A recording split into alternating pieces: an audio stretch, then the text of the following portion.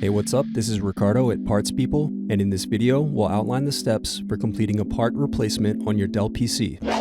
Visit our website and use this coupon for a 5% off discount.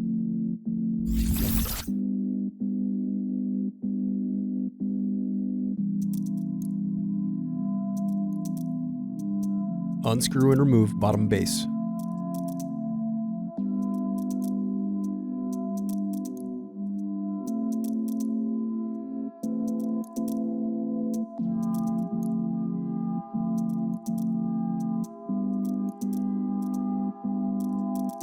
Now unscrew and disconnect battery. Now unscrew and remove DC jack.